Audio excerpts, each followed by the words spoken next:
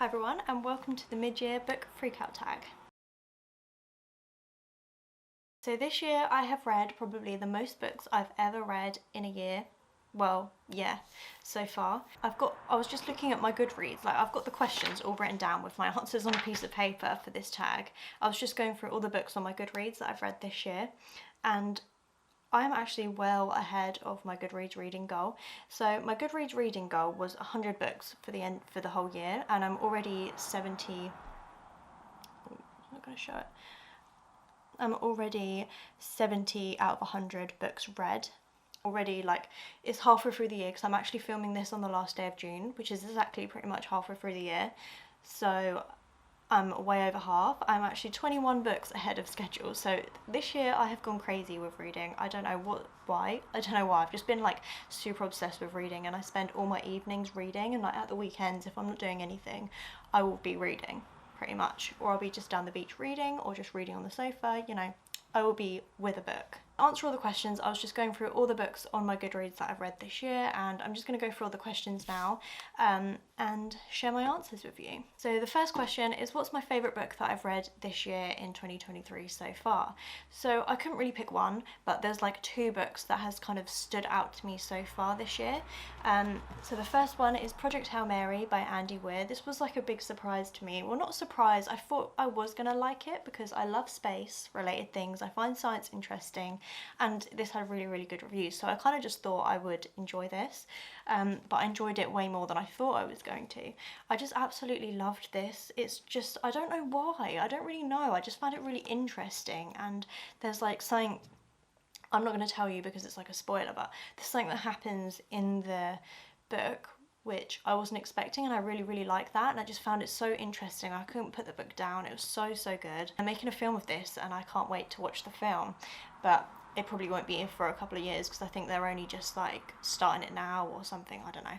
But apparently Ryan Gosling may be the main character in this, so I'm really happy with that casting for the main guy, because this book does not have a lot of characters in it. He will be literally the star of the show because it's about a guy who's like lost in space on his own, so obviously it's just about him. He's the main character. There are some other characters because it goes back to the past and stuff, but yeah, I fully enjoyed this, and I highly recommend this if you want to try something that is sci-fi or something space related, or just something a bit different. If you're not used to reading this kind of thing, I definitely recommend this. It was amazing. The other book that stands out to me is A Court of Silver Flames by Sarah J Maas. She is one of my favourite authors. I absolutely just love her writing. I love her stories. I love everything about her books. They're just amazing, and this was a really big one, so I'd put off reading it for quite a long time, but I've read it now and I just enjoyed it so much. And my cat had chewed the corner of it, which really annoyed me because obviously this is one of my favourite authors, one of my favourite books, and he chewed the corner of it. But anyway, Sarah J Maas, this book just stood out to me as one of my favourites of the year as well, so yeah, these two are probably the two that have stood out to me the most. Question number 2 is the best sequel that I've read so far this year, and I haven't actually read that many sequels this year, so I was really struggling to like figure out what to say for this question.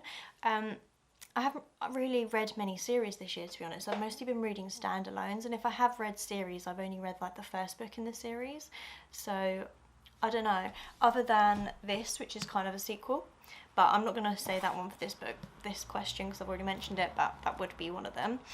So what I'm actually going to answer for this question is Hot House Flower by Krista and Becca Ritchie, which is part of the Addicted/Calloway Sisters series.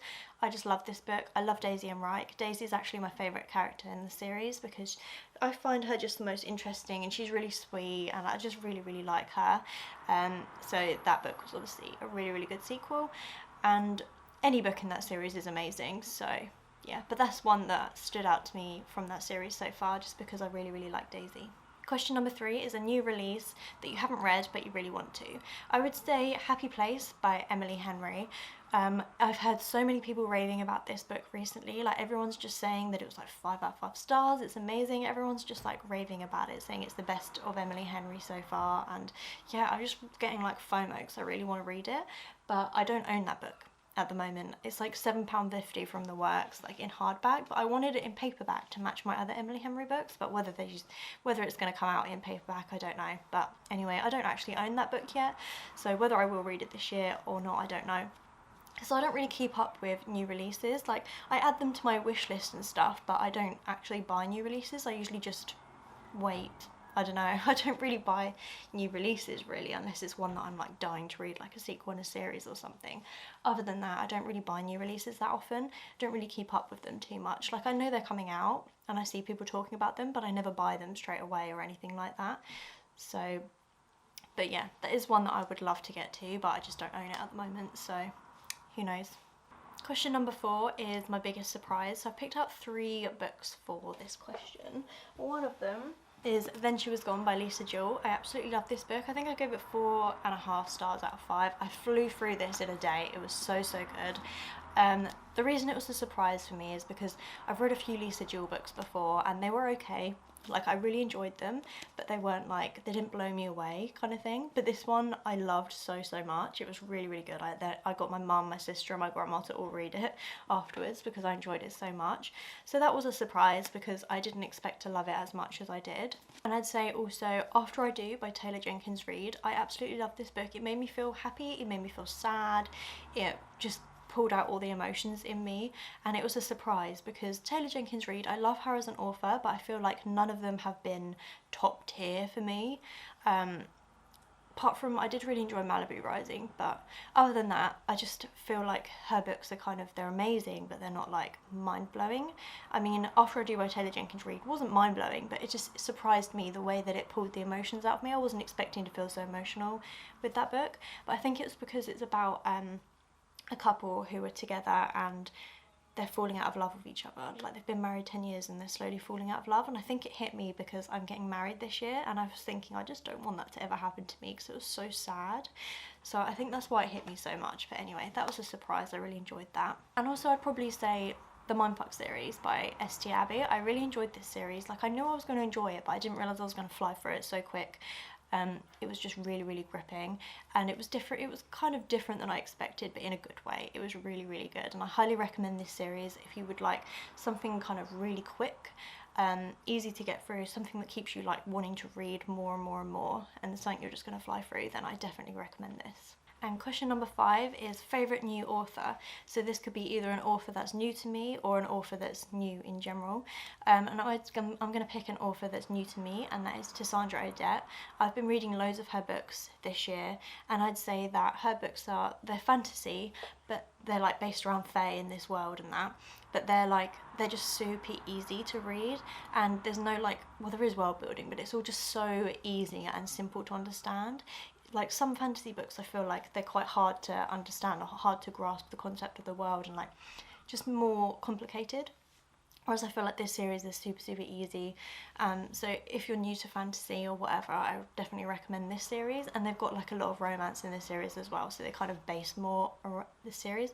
Her books base quite a lot around the romance as well. They've got obviously politics and other fantasy elements in there as well, but they're like based quite a lot around the romance as well, so they're just really fun.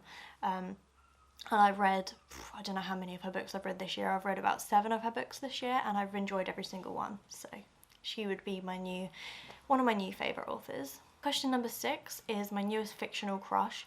I was thinking about this and I was thinking I don't actually have one, because I feel like when I have a fictional crush or fictional crush, whatever, it's usually from a fantasy series, and I haven't read that many fantasies this year. The only fantasies I've really read is like this, Red Queen by Victoria Aveyard, which there's not really much of a love interest in that at the moment. I haven't really read many fantasies or anything. I don't know, I don't have a fictional crush new this year, so I don't know, I can't really answer that one because I don't really have one. So that was a bit of a boring answer, but I don't have anyone that stands out to me at the moment. Question number 7 is a book that made you cry, and for me it takes a lot from a book to make me cry. If a book makes me cry, then it is a blooming amazing book, because not many actually make me cry. Like, I can feel emotion really strongly, but I don't actually physically cry. So because I didn't actually cry from any books this year, I'm just gonna name a few that kind of like made me feel really emotional and stuff. So one of them is Every Summer After by Carly Fortune. I just find it so sad when people, like, you're in love with someone and they're like throughout their childhood and stuff, and then something happens and they just don't speak for years, and then they come back together and they feel like they can't have them and that kind of thing. It's just so heartbreaking. So that made me feel really emotional. I really enjoyed this book. Also, as I mentioned earlier, After I Do by Taylor Jenkins Reid, that book made me feel all the emotions. It made me feel really sad, made me feel really happy. So that one made me feel emotional. And also, I'd say Addicted After All by Krista and Becca Ritchie. This is the final book in the Addicted series, as part of the Addicted/Calloway series, but that's like the final one in the Addicted series. So it's Lily and Lo's happy ending, and that just made me really emotional as well. So yeah, I love all the characters in that series, so that just made me feel emotional that that kind of section of the story has come to an end. Question number 9 is the most beautiful book you've bought or been gifted this year.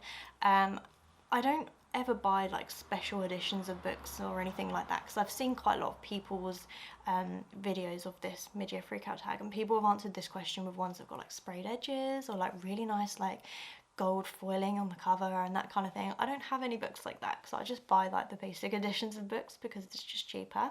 But there's a couple book covers that I do really like that I've received this year, and one of them is Heartbones by Colleen Hoover. I just really like the colours on this. Don't know, it's a pretty basic concept for a cover, but it's just pretty, and I just like all the bright colours. Just, yeah, don't know. And then I also really like the covers on like these Lucy Score books, the Things We Never Get Over, and I've also got Things We Hide from the Light as well, which is pink with flowers on, and I just really like these covers. They're just pretty. I just think they're aesthetically pleasing, and they've got nice like sparkly gold bits on here in the middle of the flowers, so it's just pretty. And also, I'd say the Serpent and Dove book covers. I really like these covers. I don't know why. They're just quite cool covers. So there's Serpent and Dove, Blood and Honey, and Gods and Monsters. I just really like the covers. Don't know, they just look nice. Future Lottie here. I was just editing the video, and I have recently bought Happy Place by Emily Henry, and this is like one of the books. This will be now the prettiest book that I've bought this year. It's like this. It's got the sprayed ombre edges, and the cover's just really bright and cool, and I just really like it. But I just love the sprayed edges, and it's actually the signed Waterstones special edition. So yeah, I didn't get it from Waterstones. I actually got it from Vinted. I got it quite cheap on Vinted, so I got it for like £6 or something in total. I think it was about £7 including postage, which is not bad at all, considering if I got this from Waterstones when it came out, it probably would have been a lot more than that. So I'm very happy with this, and I'm really excited to read this. So I just thought I'd pop in and show you this book because it's so pretty. And question number 10 is, what books do I need to read by the end of the year? So there's only a few that like I definitely want to read by the end of the year, and that is I want to finish all the Addicted/Calloway Sisters series. I've got 3 books left. I've got I can't actually remember what they're called, but I've got the last 2 books.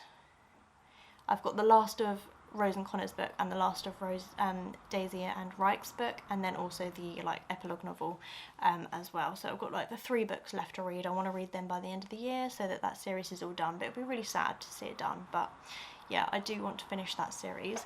And I also want to read Queen of Air and Darkness by Cassandra Clare, but I'm saving this at the moment for like autumn/winter, because I prefer to read like really big chunky fantasies and that kind of thing in like autumn or winter time, when you're more just sat inside or cozy and that kind of thing. But this book is absolutely huge. It's like really intimidating. How many pages is this? It's like over 850 pages, so it is massive, and I know it will take me a while to get through, so I've been putting it off, but I'm going to save that until autumn/winter. But I do want to finish this by the end of the year, because I read the first 2 books in the series quite a while ago, like at the start of the year/last year, so I want to get to this before I kind of forget the plot and what was going on. So yeah, that's one I definitely need to get to by the end of the year. And yeah, that is the end of the tag. That's all of the questions. But yeah, I know I'm gonna reach my Goodreads goal, because there's no way I'm not gonna read more than 30 books this year, because that's how many I need to read to complete my goal. Not that it matters how many books you read, it doesn't matter how many you read, I just have so many books I want to get to that I know that I need to just read loads of books to get through them all, basically. There's just so many books, but so little time.